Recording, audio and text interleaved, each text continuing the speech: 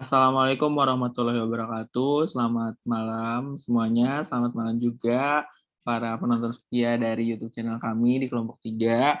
Kali ini saya Wahyu Dirgantoro sebagai moderator akan membahas suatu artikel tentang penelitian korelasi hubungan yang dimana saya di sini nggak sendiri. Ada teman-teman saya juga yang akan membantu. Yang pertama ada Kufita Hasanatur Rohmah. Yang kedua ada Winarti Sehabudin Putri. Yang ketiga ada Maulani Rahmi. Yang keempat ada Ferika Rahmawati. Yang kelima ada Dava Ali Hamidi. Yang selanjutnya akan saya bacakan untuk poin pertama, untuk judul. Di sini ada hubungan self-awareness dengan kedisiplinan peserta didik kelas 8 di SMP Wiyatama Bandar Lampung. Yang poin kedua, artikel ini diterbitkan di Konseli Jurnal Bimbingan dan Konseling e-Jurnal ya. Yang selanjutnya akan dilanjutkan oleh Saudari Kufita.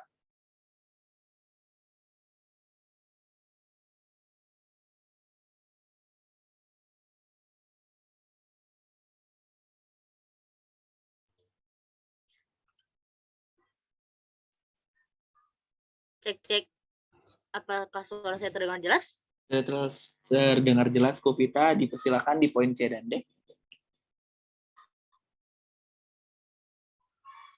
Oke. Ya, mohon maaf karena untuk poin C, yaitu peneliti dari penelitian ini adalah Laila Maharani dan Mary Mustika, yaitu dosen Fakultas Terbuka Tarbiyah dan Keguruan Ain Raden Intar Bandang. Selanjutnya, untuk latar belakang dari penelitian ini adalah kedisiplinan merupakan sesuatu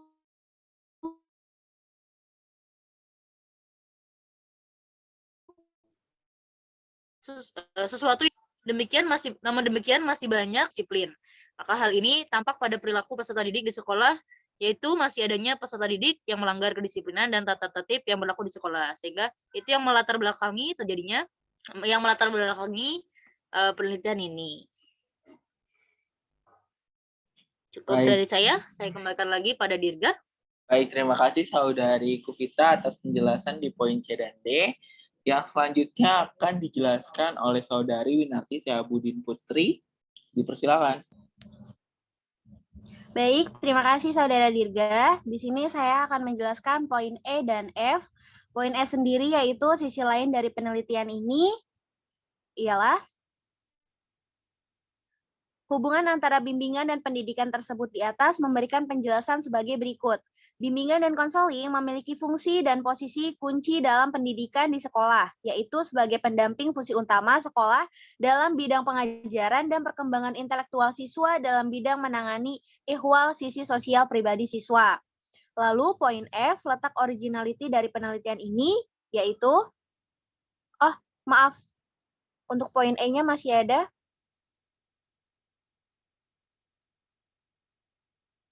Ya, peserta didik belum sepenuhnya memiliki kedisiplinan terutama di kelas 8.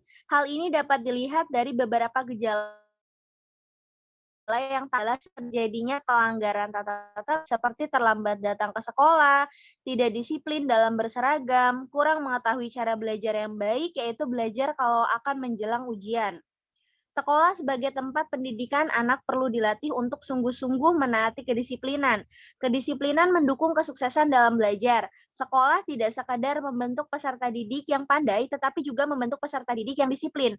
Hal ini akan bermanfaat dan menjadi bekal hidup peserta didik yang teratur. Selanjutnya,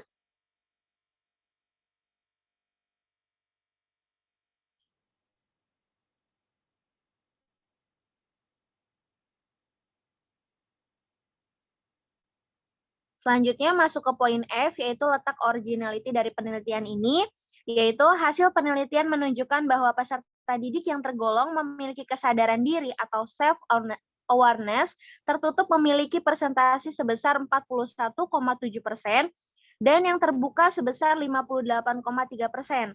Lalu peserta didik yang disiplin memiliki persentase sebesar 78,3% dan yang tidak disiplin 21,7%, yang membuktikan kedisiplinan pada peserta didik kelas 8 di SMP Wiyatama Bandar Lampung.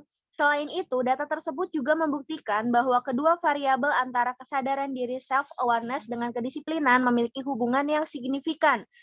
P atau value sama dengan 0,002 yang berarti P kurang dari alfa. Sekian dari saya, terima kasih. Saya kembalikan kepada Saudara Dirga. Baik, terima kasih Saudari Winarti.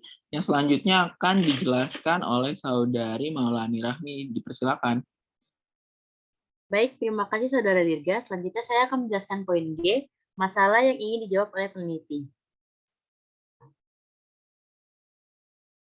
Peneliti ingin mengetahui hubungan self-awareness dengan kedisiplinan peserta didik di SMP Wiyatama Bandar Lampung. Selanjutnya poin H, metode apa yang dipakai? Penelitian ini menggunakan penelitian kuantitatif korelasional menggunakan pendekatan cross-seksional. Selanjutnya saya serahkan kepada Saudara Dirga. Baik, terima kasih Saudari Maulani Rahmi. Yang selanjutnya akan dijelaskan oleh Saudari Ferika Rahmawati. Dipersilakan. Baik, terima kasih Saudara Dirga. Di sini saya akan menjelaskan poin I, di mana menjelaskan desain penelitian pada artikel ini.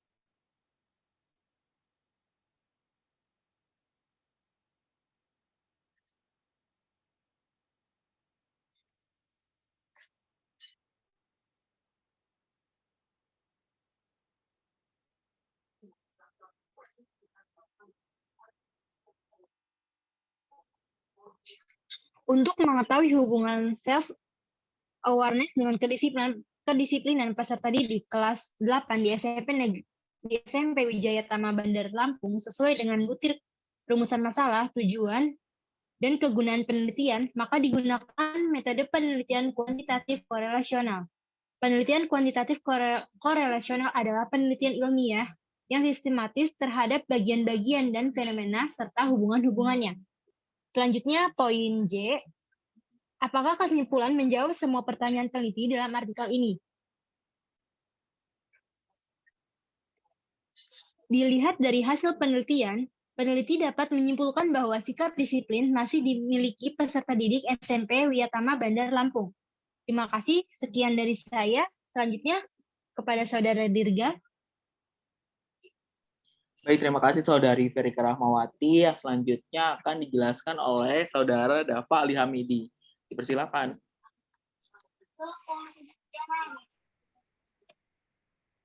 Baik, terima kasih Saudara Dirga.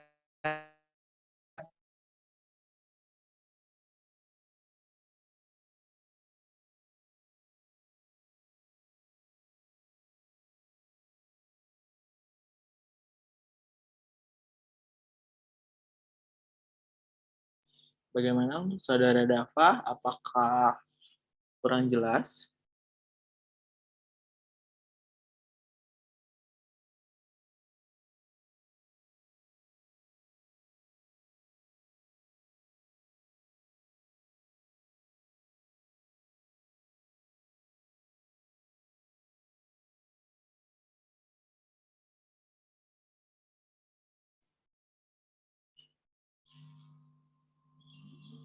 Dipersilakan Saudara Dafa.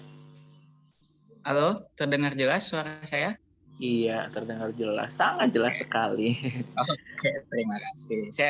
Baik. Terima kasih Saudara Dirga. Saya akan menjelaskan ada poin K, yaitu sebutkan masalah apa saja yang masih atau belum diselesaikan dari penelitian di artikel itu. Tidak ada, sudah terjawab semua, tetapi namun di sini ada beberapa saran yang ditawarkan dari penelitian ini.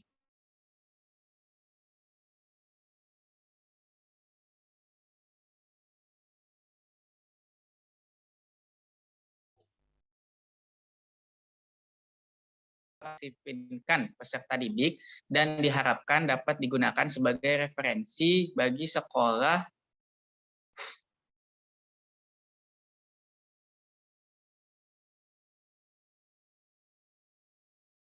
untuk dapat memberikan sarana dan prasarana yang belum diperoleh oleh peserta didik, khususnya layanan bimbingan dan konseling, guna untuk meningkatkan kedisiplinan melalui kesadaran diri self-awareness. Peneliti menyarankan agar pihak guru kelas dapat bekerja sama membantu peserta didik dalam meningkatkan dan melatih kesadaran diri dengan penanaman nilai-nilai kedisiplinan sehingga peserta didik dapat berkembang dengan optimal melalui self-awareness. Yang kedua, diharapkan dapat membantu guru pembimbing dalam melaksanakan program bimbingan khususnya hubungan self-awareness dalam usaha membantu sekolah menanamkan nilai-nilai kedisiplinan peserta didik. Diharapkan dapat meningkatkan kedisiplinan sehingga memiliki kesadaran diri yang tinggi, unggul, kreatif, dan bertanggung jawab. Dan yang terakhir, bagi peneliti, selanjutnya peneliti memberi saran agar dapat menambah jumlah responden yang dijadikan sampel dari peneliti yang telah dilakukan, serta menambah dan melengkapi teori yang belum ada dari beberapa referensi lain. Dan selanjutnya, poin L, apa tawaran kalian untuk judul-judul peneliti? Oke. Yang pertama, hubungan antara motivasi belajar dan prestasi akademik. Yang kedua, hubungan antara kecerdasan intelektual dan kekayaan. Yang ketiga, hubungan antara macam-macam gaya belajar dan prestasi akademik. Yang keempat, hubungan antara tipologi kepribadian manusia dan kemampuan bersosialisasi. Dan yang terakhir, hubungan antara 5 bahasa cinta dan hidup bersosialisasi. Cukup sekian dari saya kembalikan ke Saudara Dirga. Terima kasih. Baik, terima kasih Saudara Dava atas penjelasannya di poin terakhir artikel ini. Selanjutnya saya akan mungkin berterima kasih yang sudah setia banget nih nontonin channel kita tentang bedah artikel yang mana kita bakal membahas lebih lanjut lagi ke artikel selanjutnya. Mungkin itu aja, mohon maaf apabila ada salah saat pemaparan artikel ini. Kalau misalkan ada yang ingin ditanyakan bisa langsung ke kolom komentar di bawah ya. Itu aja sih, terima kasih, selamat malam, sampai jumpa kembali. Selamat malam.